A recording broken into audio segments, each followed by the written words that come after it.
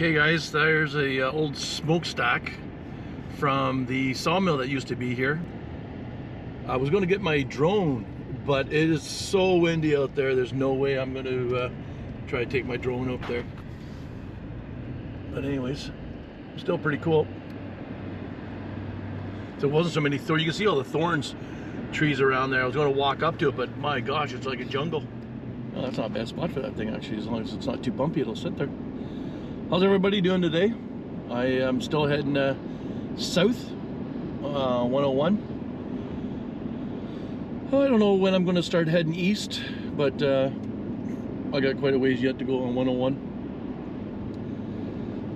Rained a little bit last night, fairly windy though. But just had a nice breakfast. Heading out. I left a little town. I'm gonna screw up the name. I know I'm gonna screw up the name, but it's Garibaldi or Garibaldi, something like that. Anyways, I stayed there at a I stayed at a easy girl, easy. I stayed at a campground. It was called the Old Mill, and I also went out to the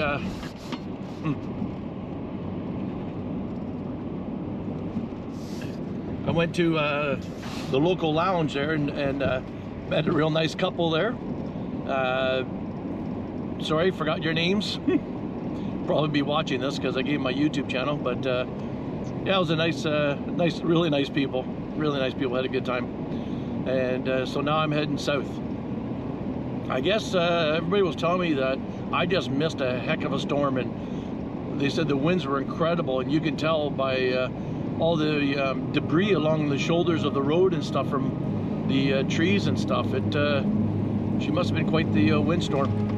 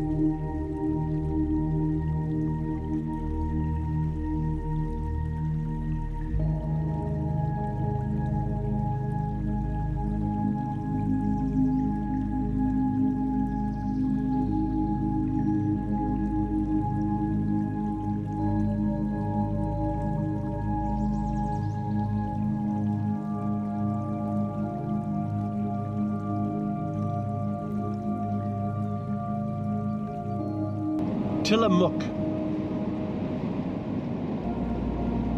Tillamook.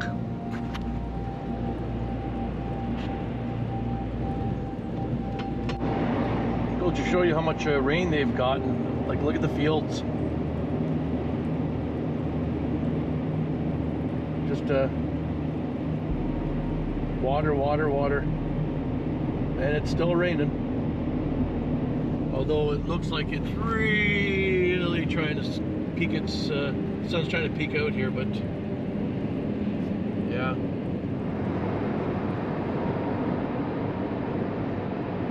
It's a massive building over there. It says Air Museum on it.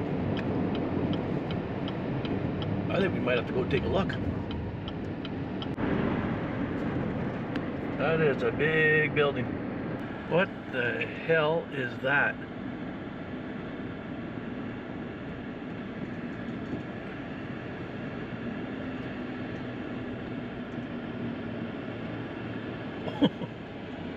Does anybody know what the hell that is?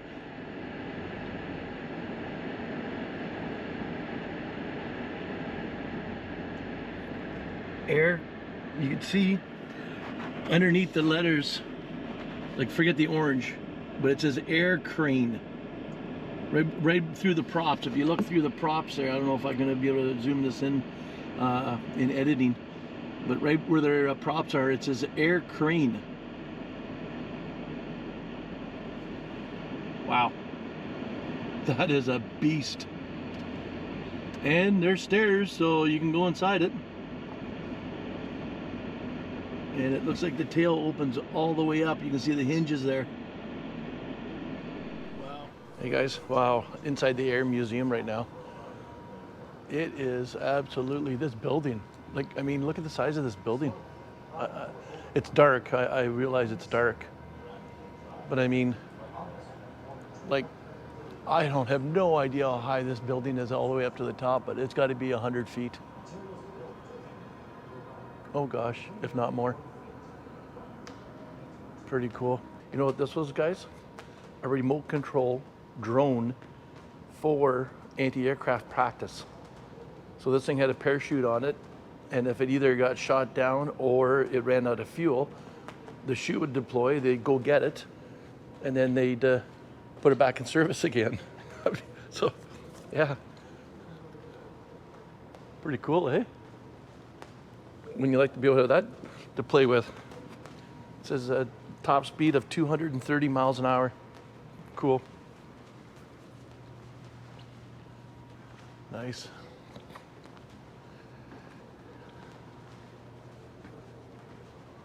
There's a lot of aircraft here. Look at this guy.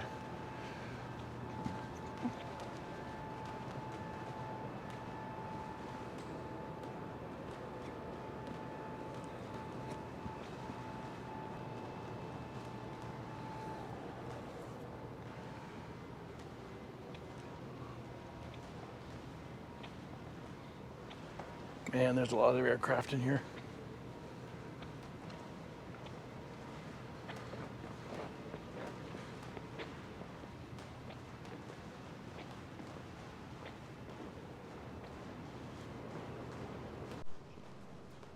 Douglas A-26C Invader. It says here that this was the only American combat aircraft to serve in World War II, the Korean conflict, and Vietnam War. The only aircraft to be used in all three. Now that would be cool.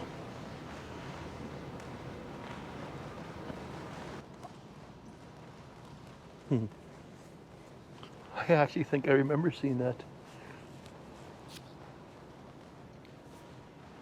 Hangars were actually built to house blimps, those two hangars. And they said the second hangar that they built was completed in 27 days. That's incredible. But so they used to store blimps in here, and then the blimps would escort ships. So the helium would show up in rail cars in tanks, and this was called the helium room. And they would pump the helium from here, and you can see the manifolds on the ground, on the floor here. And the pipes are underneath these boards, and then that's how they would fill the blimps with helium. And then when the helium, they said it was contaminated, it was no longer good, they had these spheres.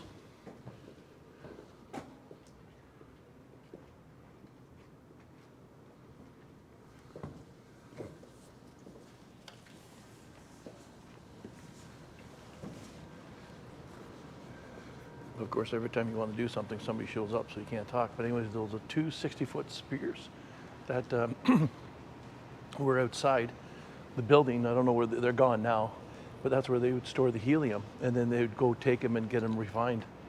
So yeah, pretty cool. Look at the size of this hangar. Unbelievable. As you can see, she's leaking. I was going to say, I wonder if they have my favorite plane here, the Corsair, but I do not see it.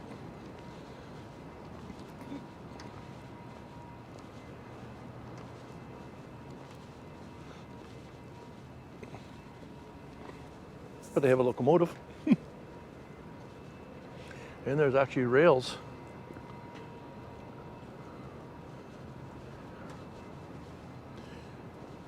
boys.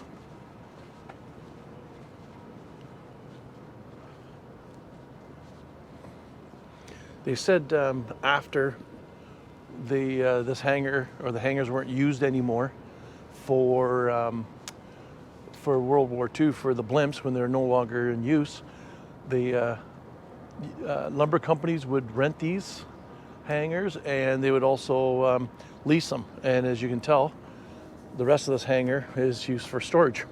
So yeah, it is 100 feet tall. But to sit there and think they built the second one in 27 days. So the rafters are in 3 pieces, I guess.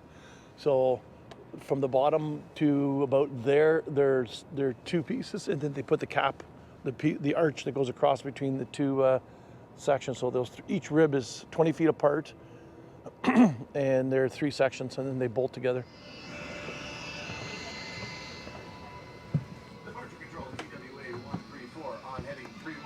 Climbing to 5,000. TWA 134, climb to flight level 330 and turn on course to Kansas City. 7012, after departure, turn right heading 310, clear to take off. How you doing?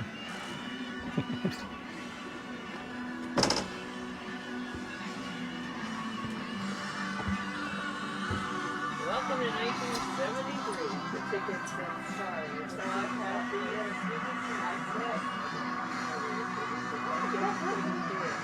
My dad used to always come to me because he was so clean. Look at that bad boy. F-14. Ooh, Nelly. I feel the need for speed.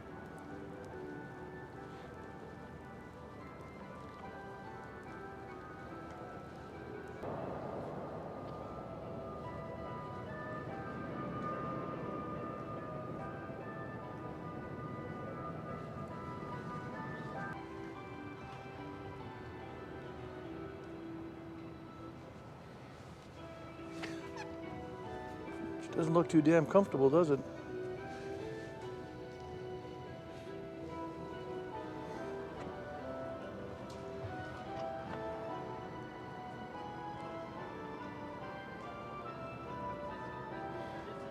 Pretty cool. I know you probably won't be able to see this. Well, yeah, not bad.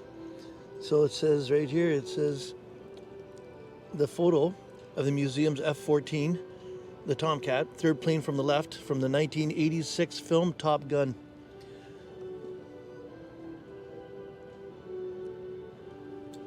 That's this one right here. Cool. And just like the movie, this thing actually did have a run-in with a MiG-23.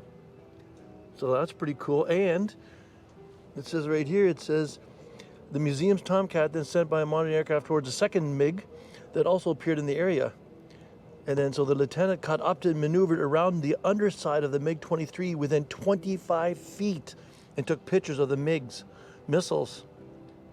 And the lieutenant says he doesn't even think he even saw that the MiG even saw that he was there. 25 feet away from the underside.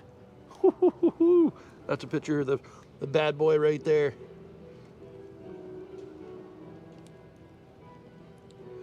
Cool. That's badass right there. All right. Well, guys, that's the museum. That is the whole kit and caboodle. Oh, you know what? No. Sorry. That big fat plane outside there. So I was talking to the guy at the desk here, and he said this is the small one. They call this one the Guppy because it's the small one. He said you should see the big one. So it's a cargo plane. This is a film of the hangar. Hand flag for wind at the hangar opening, and the streamer pennant above the hangar door for backstrap. The ground handling officer instructs the tractor driver to proceed to the side of the hangar favoring the wind.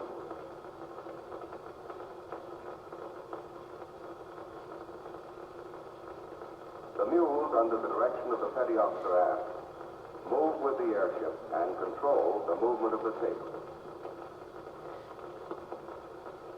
any time it appears that the airship is going to strike the hangar, the ground handling officer will stop the tractor. Far less damage will occur if the tractor is not in motion when the airship hits the hangar.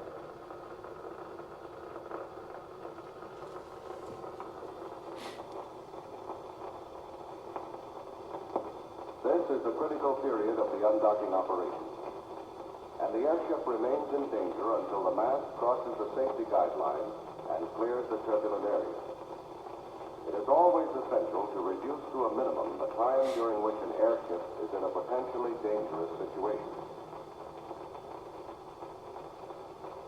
As soon as the tail is clear of the hangar, the mules allow the airship to vane into the wind.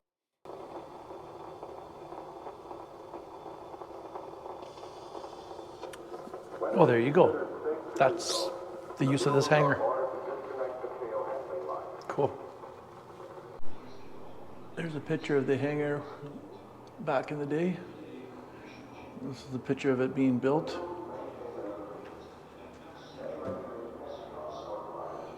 And this is what I was talking about, the three pieces. So this would have been one section here, the other section there, and then this top piece here would have been attached between the two pieces. Get a better view of that one up there. Just so you guys realize how big this freaking building is. Like, I mean, look at this. This is strictly the rails for the doors to run in. Just look at the size of this building. It's freaking massive. So yeah, we can go in the Guppy. We just have to come outside here. Look at this. I mean, it's you almost have to be here because, like I said before in my videos, the picture never does it justice. Just unbelievable. Little Guppy entrance. Yeah, they call this the small one. How does this thing even get off the ground? Sure looks like it shouldn't be able to fly. But the guy inside there, he told me this thing's actually been all over the world. So, I don't know how well it's going to work inside here though.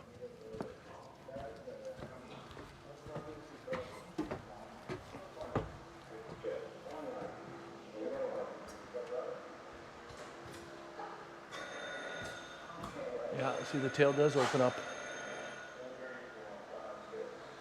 A picture of it right there opened up. Oh, look at that.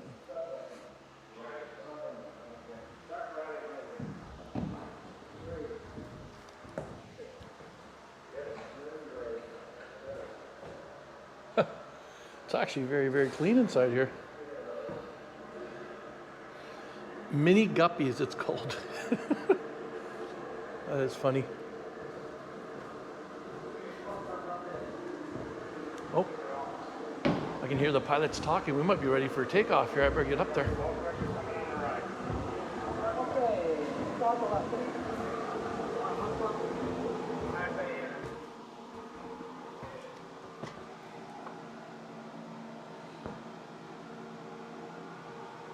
Well, that guy's he's not looking in the right direction. So the Mini Guppy got here in 2008, but you can see what it was used for. I mean, there's a helicopter coming for transport, a yacht. They even had a band play a show inside here. There's another helicopter. And they even got a plane, Trans-America Airline, inside the little Guppy. So it doesn't look so little, but they said this is actually the small one. I keep saying little Guppy, it's Mini Guppy. 1967. I'm glad we were able to get inside here. So this little guy had quite a career. Don't judge a book by its cover. Yeah, if this is the small one, I'd hate to see what the big one looked like. Well, sure, you can walk underneath.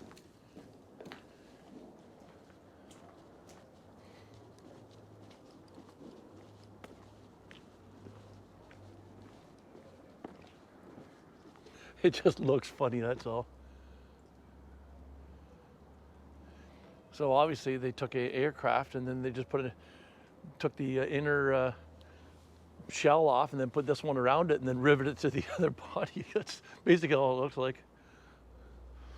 She must have been quite the thing to fly though.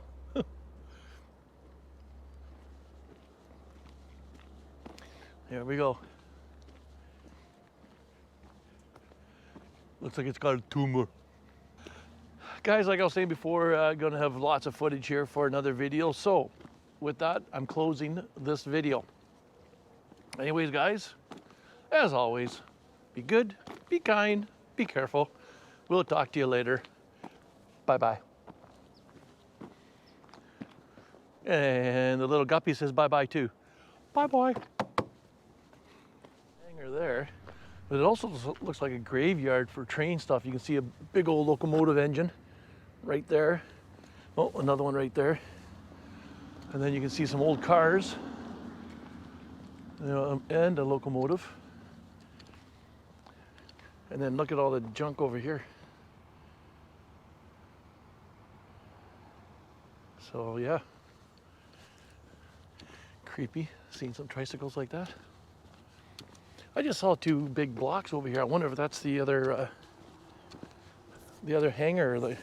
See way over there? But I don't think so. I think those are used for drawbridges, the counterweight, because that's too far away. The other hangar, I don't think was that far away. So, oh, there's an old VW bus or a van. Two of them. Oh, three of them. Jesus. There's some money sitting there. Yeah, no, that's for drawbridge. Okay. I tried. Oh my God, somebody lives here. The mailbox. They live in that building? Okie dokie. Hence why there's tricycles. Still creepy. Although if you're allowed to play inside these cars, that might be all right for kids to be playing in there. Huh? Huh? Huh? Huh? Huh? Oh, there's the bad boy. Dodge parked beside me. Yeah, right. He probably wants me to sit there and wait till he gets out because I'm gonna have to boost him. Yeah, I'll wait for you, buddy.